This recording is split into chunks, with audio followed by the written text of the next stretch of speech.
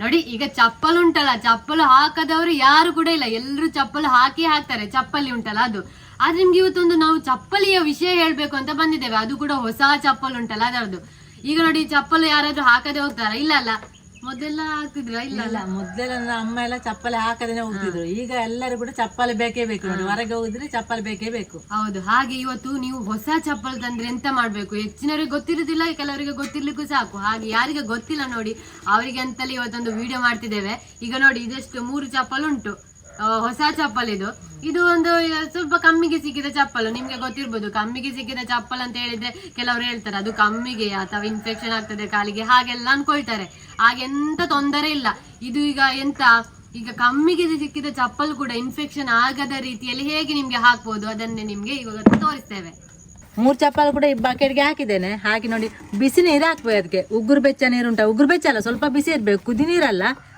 ನೋಡಿ ಈ ರೀತಿ ಹಾಕ್ಬೇಕು. ಚಪ್ಪ ತಂದ ತಕ್ಷಣ ಈ ರೀತಿ ಹಾಕಿದ್ರೆ ಆಯ್ತು. ಕುದಿಯುವ ನೀರಲ್ಲ, ಅಂದ್ರೆ ಬಿಸಿ ನೀರು. ಕೈಗೆ ಸ್ವಲ್ಪ ಬಿಸಿ ತಾಗ್ತದೆ, ಅಷ್ಟು ಬಿಸಿ ಬೇಕು, ಸ್ವಲ್ಪ ಬಿಸಿ ಬೇಕು. ಈ ರೀತಿ ಮಾಡ್ಬೇಕು ನೋಡಿ, ಮುಳುಗಿಸಬೇಕು. ಈ ರೀತಿ ನೀರಲ್ಲಿ ಸರಿಯಾಗಿ ಮುಳುಗಬೇಕು. ಸ್ವಲ್ಪ ಬಿಸಿ ಉಂಟು, ಕೈಯಲ್ಲೇ ಮುಟ್ಲಿಕ್ಕೆ ಆಗುದಿಲ್ಲ.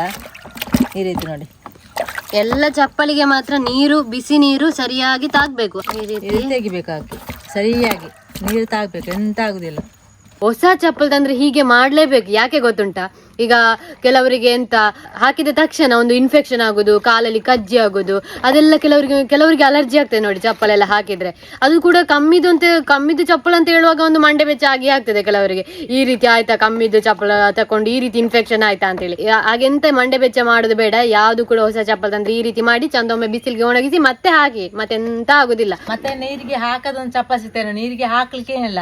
ಆ ಚಪ್ಪಲ್ ಎಂತ ಮಾಡ್ಬೇಕಂತ ಹೇಳಿದ್ರೆ, ಈ ಬಿಸಿ ನೀರು ಉಂಟಲ್ಲ, ಬಿಸಿ ನೀರಿಗೆ ಒಂದು ಬಟ್ಟೆಯನ್ನು ಅದ್ದಿ ಅದನ್ನ ಹಿಂಡಿ ಅದರಲ್ಲಿ ಒರೆಸಿ, ಚಂದ ಬಿಸಿ ಇರ್ಬೇಕು ನೀರು.